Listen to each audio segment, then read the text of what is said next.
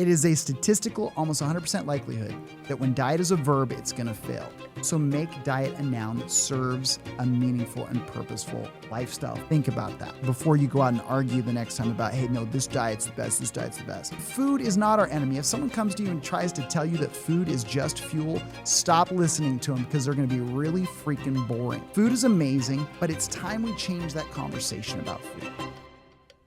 Welcome to the Energy100 Podcast with Brett Klika. I'm Brett Klika, and I'm excited you're here because we are kicking off this podcast. This is the second episode.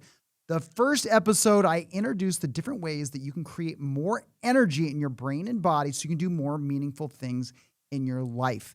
And in this episode, we expanded on the 3 sources of energy you have available to you to leverage your brain, your body, and your beliefs. And we started our conversation with that energy of your body, essentially your biology. How can you get your cells to maximize the amount of energy that they can create? And we particularly talked about how you can do that through moving more and exercise. So let's continue that conversation on your biological energy today. How can you leverage this biological energy so that your cells can get the fuel and building materials that they need? Yeah, we're going to talk about nutrition today. But where I'm going to talk about that today is I want to share some different ways. If you're someone who has struggled to make the way you eat an opportunity instead of an obstacle for the way you want to feel and perform, like I've struggled and like the thousands of people that I've worked with all over the world have struggled, you're really going to like today because I'm going to share some of these strategies and mindset tips and perspectives that have helped myself and the people I worked with feel better, improve their focus, lose weight, and perform the way they want, both in their career and at home. Today is not going to be about a bunch of restrictive rules. Food is not about guilt. Today's not going to be about what you can't eat, what you shouldn't eat, because I can't say that from a qualified stance. If you look at the research, hey, I'm going to drop a bomb in here. Limit alcohol, sugar, and processed foods. That's what the research says. Outside of that, there's nothing that says that protein is the only thing you should eat, or you should never eat fat, or carbohydrates are evil. There isn't enough research to support that for everybody. So today is not going to be about restrictive rules. I want to give you 3 ways that you can determine if the way you're eating now or some different change you're going to make to your diet, 3 ways you can determine if that is going to be the diet, the way of eating that's going to help you feel and perform the way you want to. I want to preface this. I'm not a dietitian, but I do work with dietitians when my clients have very specific needs. I'm going to share a little secret with you though. That very rarely happens when my clients have over-the-top specific needs. Most of the people that come to me, these high performers, whether they're athletes or executives, CEOs, founders, whatever it is, moms, dads, people like you and I, they've heard on a podcast about, well, I need to get methylated vitamins because that's going to help me, do this or feel, and maybe that helps 1%. But 99.9% of the people that I work with don't need extra special things. They just need a foundation, a handful of guidelines, a new perspective on how to eat so the food that they put in their body is an opportunity instead of an obstacle for the way they want to feel and perform. So let's start our conversation today. And we know that there's a problem with nutrition, but it's a really weird problem. The food we eat has become a problem, and we have never had this problem before in thousands, tens of thousands, maybe hundreds of thousands of years of human existence. We have not had the problem we have today. Because our problem with food for thousands and thousands of years was we couldn't find enough of it. We couldn't find food. We'd go out and hunt. We'd have failed crops. We'd starve to death. Now, this weird problem we have is that we have too much food available. In the developed world, there's areas of the world where the starvation is still very real. We have too much food available. We just can't decide which foods to eat, and we don't have any biological framework that really gives us temperance when it comes to food. We have a system. Our biological systems are designed for scarcity. If there isn't food available, we have a lot of backup systems that help us. But we don't have any biological framework for when there is too much food. That is the root of the problem. Yes, there's too much processed food and fast food and all these different things. That's a problem too. But let's get to the root of the problem. It's that we live in a time of abundance with a system designed for scarcity. So when we can learn how to manage this more effectively, this is where we're going to be able to eat to where it's an opportunity. Now, this whole thing, if we sit down and we think about, okay, well, what's the best food to eat? And I don't know, I should avoid that. When did food become our enemy? Food is the hero of the human existence. Food is the only reason that we're here today. The only reason we're here today is our ancestors were able to, our individual bloodlines and genetic lines, their crops didn't fail too often. They actually had pretty good hunts when they went. That's a hero. It's why we're all here today.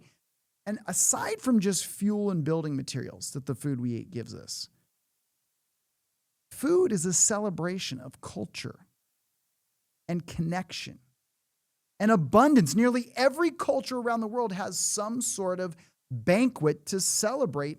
Food is part of that celebration. So food is not our enemy. If someone comes to you and tries to tell you that food is just fuel, stop listening to them because they're going to be really freaking boring. Food is amazing, but it's time we change that conversation about food. We've started this conversation about food that's involved with guilt and overindulgence and all of these negative things. So our relationship with food, this weird relationship we have now, has been exacerbated by this emotional connection and avoidance and all the different things that we're doing. So it's time to reframe that conversation. Now, if we rearrange this conversation about food and we get back to something our brain understands about nutrition, because our brain has a difficult time understanding the idea of staying away from food. Our brain has a difficult time understanding that there's a problem of too much food. It's just not in our DNA. But our brain does understand changing our relationship with food. So instead of avoiding it, we start looking for foods that fuel the lifestyle we want. Again, instead of avoiding food and talking about what's bad, if we start creating a lifestyle that demands fuel, and we go and seek fuel that's going to fuel that lifestyle that's meaningful and purposeful to us, that's when we're going to have that relationship with our diet. That is going to be an opportunity. Now, in order to do this conversation today, we're going to be talking about diet as a noun, not a verb. Now, what do I mean by that? When diet is a noun, that means the foods that you eat most frequently, that's your diet. Hopefully, those foods that you eat frequently are foods that serve the lifestyle that you want, the way you want to feel, the way you want to perform. And by the way, they don't just serve it now, they serve it for years to come. Because often when I work with athletes and executives, I'm like, well, how do you want to feel? Describe what's important to you. But then the second question is, how long do you want that to last? I mean, do you just want to feel good for the next 30 days? That's what 30-day challenges do and a lot of these gimmicky type of things. Or is it something you want for the rest of your life? So ask yourself, is diet a noun or a verb in your life? Do you have a diet that serves your lifestyle as a noun? Because once diet becomes a verb, you're dieting. I can share this. Statistically, it's nearly 100%, and I'm not making that up, nearly 100% likelihood that if you go on a diet, you go on keto, you go on low carb, high carb, whatever diet you go on, you will go off of it. It is a statistical, almost 100% likelihood that when diet is a verb, it's going to fail. So make diet a noun that serves a meaningful and purposeful lifestyle for you. I think about this when it comes to, do you eat foods and do I eat foods that serve my lifestyle? The other night, I heard a ruckus outside my house and I went outside and a raccoon had gotten into my garbage can. And it pokes its head out and it's got like a hot dog bun on its head. It's got coffee grinds on its face. It's just eating garbage. It doesn't care because raccoons eat garbage. They don't care. Well, also in my area where I live, a bunch of canyons around, there are mountain lions. Now, they're not running around everywhere, but we do have mountain lions. And I'm going to tell you one thing that I've never found in my garbage can, the mountain lion. Why? Because you think about the lifestyle of raccoons, kind of cruise around looking for junk, kind of roly-poly, just like whatever, versus the lifestyle of a mountain lion. A mountain lion is focused. They do epic mountain lion stuff. They are an apex predator. They're not eating out of garbage cans, folks. Their diet as a noun serves their level of intensity in the way they want to live their life. So when you look at, is your diet a noun or a verb? And is that diet serving you the way you want it to? Are you seeing your diet as a predator or are you prey? So that's the first perspective that's really important when we get into this. Then the next question comes, okay, Brett, if I want to feel better, if I want to lose weight, lose fat, in this modern busy world, well, what's the best diet? And I want to address that because it used to be, my parents used to say, if we were going over to somebody's house, they say, hey, don't talk about politics at dinner. Don't talk about religion at dinner. It's just going to start an argument. Well, now we could throw nutrition into that same category. If you bring up a way of eating, you're probably going to get in an argument. If you bring up, well, I do low carb, someone is going to disagree with that. And they both dogmatic approaches are going to go at it. Everybody thinks they have the right way to eat. Why would there be one right way for everybody? We all come from different backgrounds. Our ancestors lived in different climates, different hemispheres, different areas of the world, different lifestyles.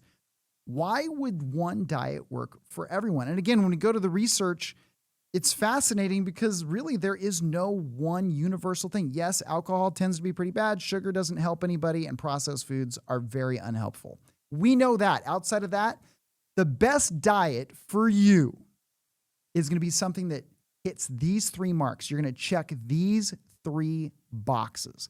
So whether it's the way you're eating now, or maybe you want to make some changes to your diet, I want you to evaluate that with these three questions. The first is, does this make me objectively healthier? And I don't mean you saw something in a magazine, you've been doing it for 30 days, and you're like, yeah, I'm healthier.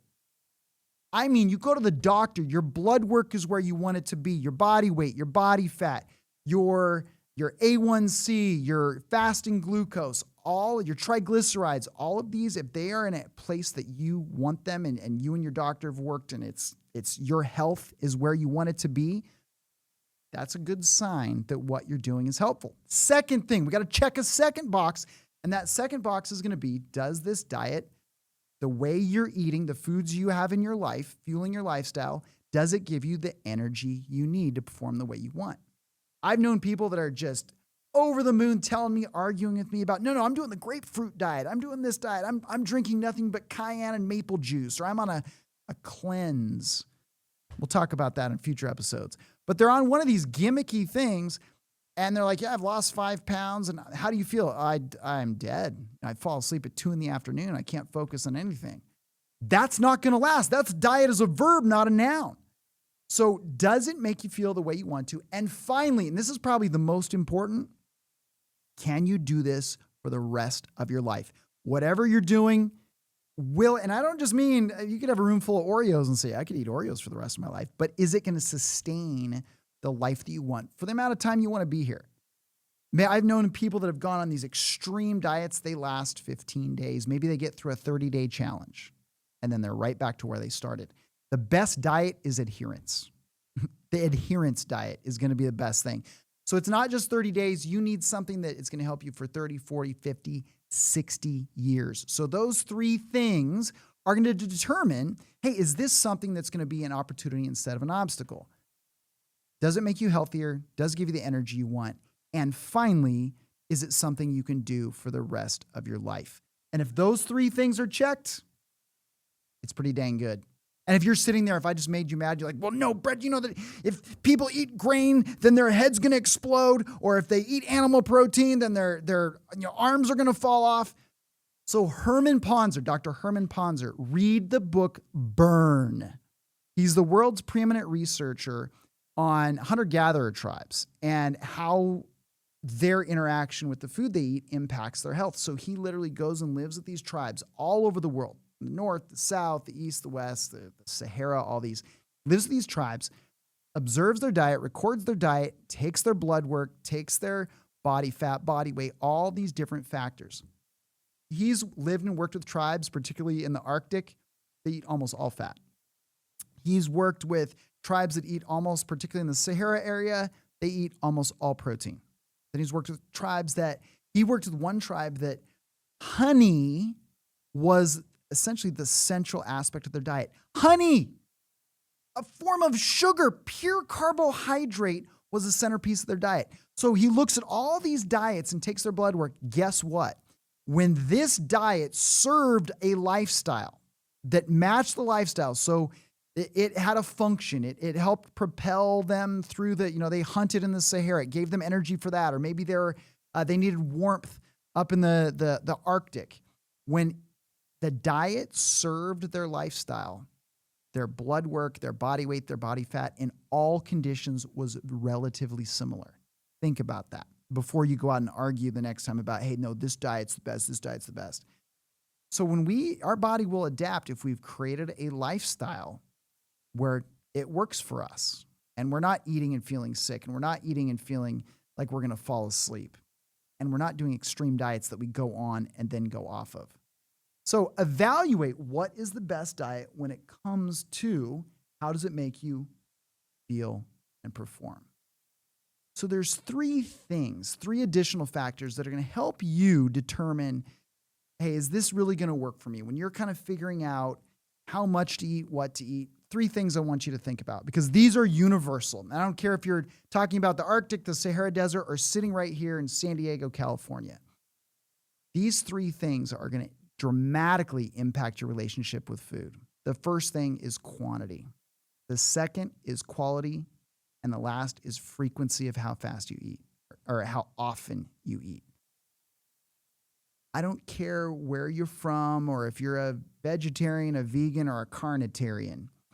If your quantity is off, either in the big picture or acutely, you're not going to feel the way you want to feel. If you haven't eaten enough or if you've eaten the all-you-can-eat buffet, when your quantity is off, you're not going to feel and perform the way you want to.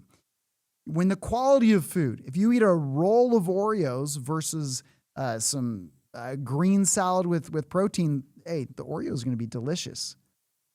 But your body's going to know the difference, and that difference is going to show up in how you feel and perform afterwards. The quality of food is going to impact you regardless of your diet dogma. And then finally, that frequency. If you're eating constantly throughout the we've all done this in the weekend. We got the chips, we're laying there. How do you feel when you're stuffing your face all day? You don't feel good. Or when you realize you've skipped meals all day long. No one has been voraciously hungry and said, man, I'm just so patient and pleasant right now. So those three things, I'm going to individually give you some things that you can start with right now to help you leverage your quantity, quality, and frequency of food so you can feel and perform the way you want to. So right away, why don't you go ahead and put in the comments, what's your biggest struggle? Is it quantity? Is it quality? Is it the frequency? Or is it kind of like, hey, Brett, it's all three. I just need to get started here. All right, so just let me know. But let's start with quantity because it's kind of funny. I'm a quantity guy. Here in America, it's all about the quantity. I was in Spain and I was having dinner with one of my clients, and he has this company he works with over there. And after, it was delicious. But after dinner, we're talking, and I just lean back and I do one of these. I'm patting my stomach. I'm like, I'm so full. And he just starts laughing. He's like, is that a compliment? And I was like, well, yeah, it means I liked the food, so I ate a lot of it. And he just laughed. He said, that is very American. He said, and it's great. He goes, I get it. Culturally, that's what you say. But he said, what I've noticed in America, you compliment a meal by saying, I'm so full I couldn't eat anymore. And that implies that, hey, the food was good enough for me to just go crazy and eat a ton. He said, well, in Spain, he goes, and probably throughout most of Europe, the compliment is that was delicious. And we'll compliment on the way the food is put together, the textures, the flavors, and things like that. It's more a qualitative, and ours is more quantitative.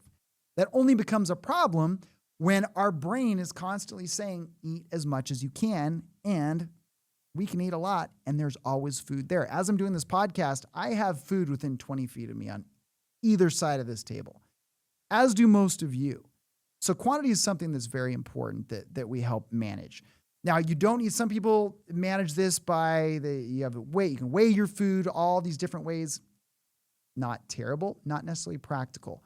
We have a very valuable tool that's attached to our bodies that can help us determine a good quantity of food for us. Now, if you're a super high level athlete or super, super active, this isn't going to be super accurate. But if you're just somebody who's like, hey, Brett, I'm just a mom, a dad, I have a job, I can't go crazy with my nutrition, I'm not going to bring a food scale. What's a good way to tell what's a good amount of food for my body size? Well, guess what? We got some scales right here. Our hands are in proportion to the size of our body. And that probably worked out evolutionarily when we were hunters and gatherers. There was probably a tribe of people who are super tall who had really little hands that couldn't really gather enough food, and so they died off. And probably really tiny people that had huge hands, and they ended up eating too much and they couldn't keep up with the rest of the hunters, and so they kind of fell off too. So our hands are roughly in proportion to the size of our body. So if you sit down at a meal, I want to challenge you to think of 5 handfuls. 5 handfuls of food, and here is how you can break those up to make sure that quantity of food is coming together to serve your cells and give them the fuel and the building materials they need. So when it comes to the different types of food, we have proteins. Lean meats, whether it's from an animal source, a plant source, proteins, amino acids, help us build muscle, all kinds of great things.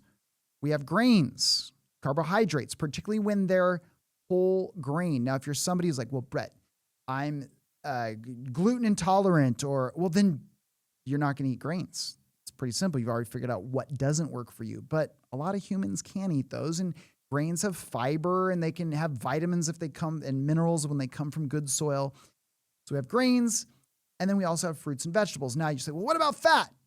Well, fat is generally going to be in one of the protein sources. Most of us don't need to add a lot of fat to our meal. So we look at our meal, we say, okay, proteins, grains / carbohydrates, fruit and vegetables. Here's how to moderate those quantities.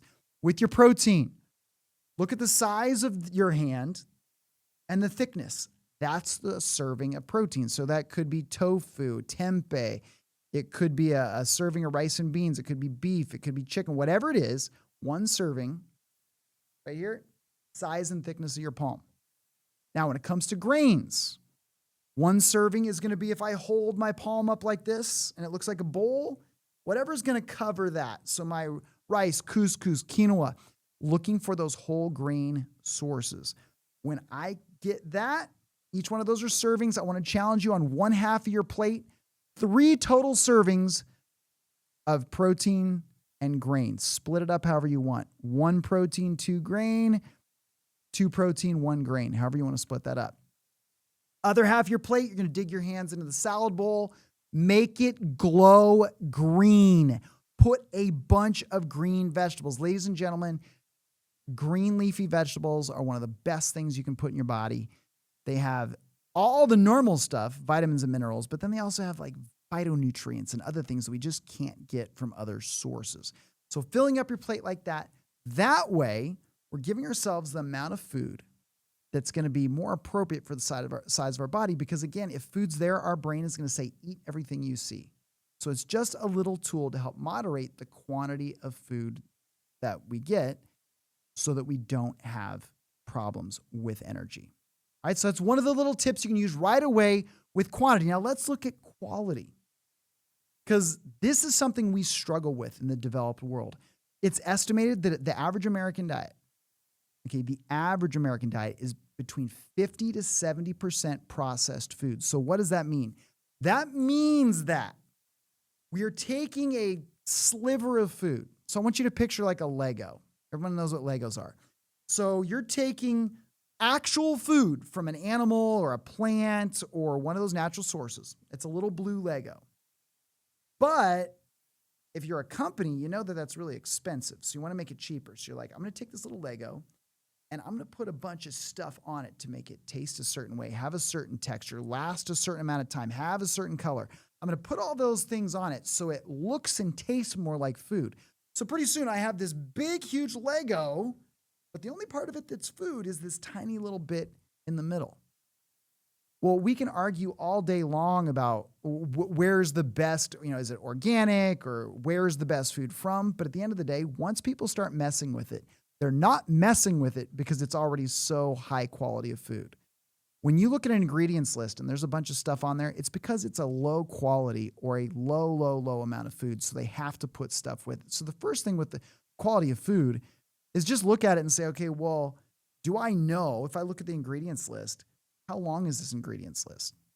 Because folks, we are not getting unhealthy and overweight because we're eating too many fruits and vegetables. As a matter of fact, it's not because we're eating too many baked potatoes, just plain old baked potatoes.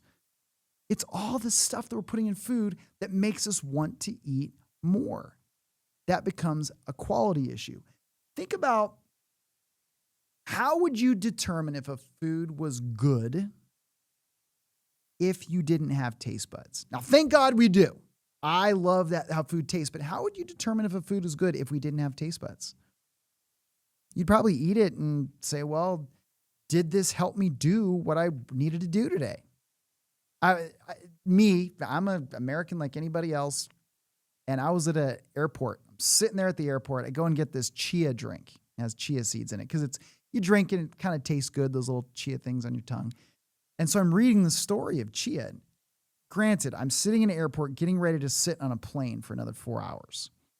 And I start drinking. I'm reading this story. They're like, Mayan warriors would find the chia and they would it was known that they could take one spoonful of the chia and they could go to battle for an entire day of war.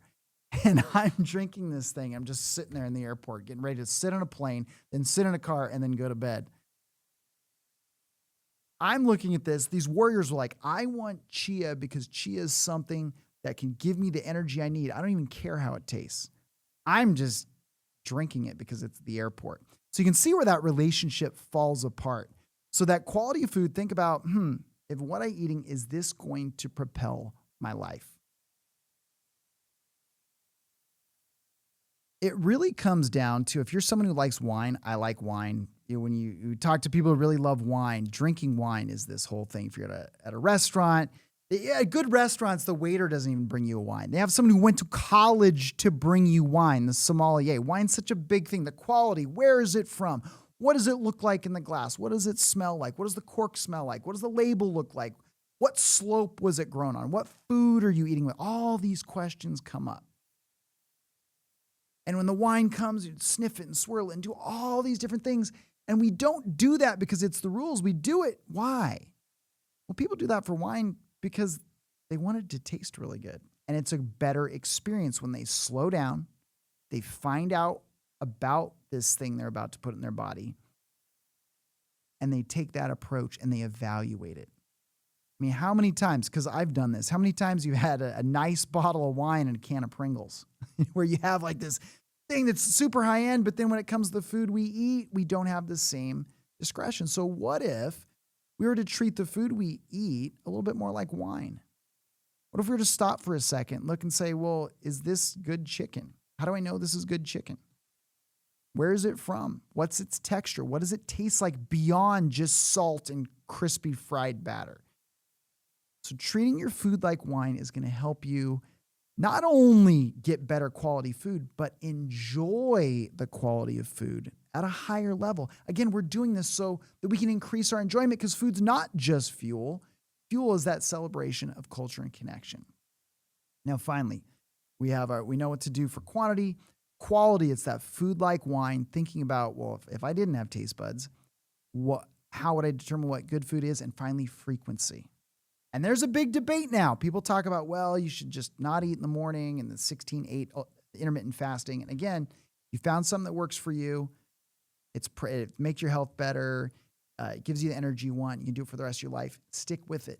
However, whatever that strategy is, creating excessive hunger, so eating at a frequency that makes you really, really hungry when you eat, is not going to be a good thing. For one, you're really, really hungry because your blood sugar is really dipped. That means that your brain is not really working the way it wants to, or you want it to. Also, your brain is saying, when your blood sugar is super low and you're super hungry and you haven't eaten for hours and hours and hours, your brain is saying, hey, go find sugar. Your brain really wants glucose, so it's going to say, find the simplest sugar you can.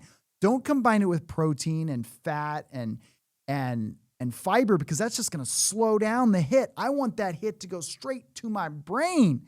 So it says, go find a donut because a donut is full of sugar and fat, and it even looks like a life preserver. So that's going to be something that helps us. That's what your brain's going to tell you. So if you find that you're going into dinner just so hungry and you know you want to eat that salad, but the salad just doesn't sound good to you, you might want to add some food, protein, fiber, and fat earlier in the day.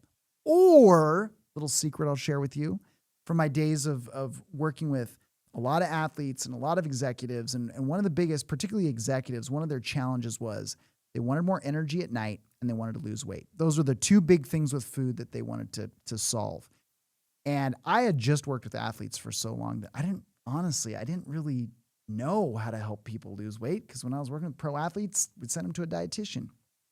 So I'm working with people, and we realize when they do food journals that after 5 o'clock, they would just crush 2,500 plus calories between alcohol and sugar. They'd come home from work so hungry. So what I recommended is at 4 o'clock, they eat a snack that's relatively high in protein, fiber, and fat, because all those things slow digestion, and they also make it so that your blood sugar can't rise really fast. They give you good sustained energy. So you eat almonds, and we had all these little strategies. Couldn't believe how effective that was. And they just thought it was this miracle. They were losing weight. They had better energy at night. They're eating less at dinner.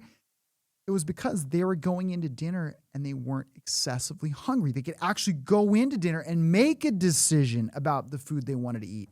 That salad looked all right. Their brain wasn't saying, are you out of your mind? You're starving and you're going to put fiber into your body? Are you crazy? No. If you're not voraciously hungry, you're going to make better decisions. So I'm sorry to all the moms in the world around there. I'm telling you to spoil your dinner. If you spoil your dinner with that 4 o'clock snack, you're going to have better energy, and you have a greater opportunity to help with that frequency is going to help you control your quantity. All right. So those are the three things for quantity, quality, and frequency. They're going to help you use food as that opportunity instead of an obstacle to feel and perform the way you want to. I like to sum her up like this. It's just 5, 4, 3, 2, 1. Just remember 5, 4, 3, 2, 1. It's something you can remember in your mind about the quantity, quality, and frequency. 5 is 5 handfuls. So you sit down your plate, you look, it's like, how much food do I got? Yeah, it's about 5 handfuls. Where's my protein? Where's my grain? Where's my fruit and vegetable? Okay. 4 o'clock snack. So we got the 5, 4 o'clock snack. Eat something, protein, fiber, and fat before you go home at night so you're not voraciously hungry. You'll make better decisions. Comes down to 3 handfuls between protein and grain. So 2 protein, 1 grain, 2 grain, 1 protein, 1/2 your plate. 2 handfuls of fruit or vegetables, big old heaping ones. And then finally the 1. Now remember, I said that food's not just fuel, that celebration of culture and connection. You got to feed your cells, but ladies and gentlemen, you still got to feed your smile. So for that 1, what's that thing that you just like? What puts a smile on your face? Is it a cookie? Is it maybe it's a drink? Maybe it's something. That 1, if you really want that, if it lights up your soul, but you don't want it to be something that kind of makes you feel like crap or kind of throws you off, gives you a headache, take 1 handful of grain off your plate and put in 1 serving. Put in just 1 serving of that cookie, the chips, whatever it is. That way, and again, this is not so that you lose 10 pounds in 10 days. This is so you don't step back from that meal and be like, oh gosh. So that meal is not an obstacle. So 5, 4, 3, 2, 1. Now, when you look at all these strategies, they're pretty simple, and it's more perspective than it is strategy. Okay, I'm going to go do it. And then something's going to happen, or you're going to have a holiday, and you're like, oh man, I just ate a bunch of cake. It's someone's birthday. Remember holidays and habits. Holidays and habits. Holidays are these rare occasions where celebrating the moment, the people, the accomplishment, the whatever it is we're celebrating, food can serve there to bring us together, and it has for thousands of years. That feast, that My mom gets as much joy watching me eat the apple crisp she makes for me. She gets as much joy watching me eat it as I do eating it.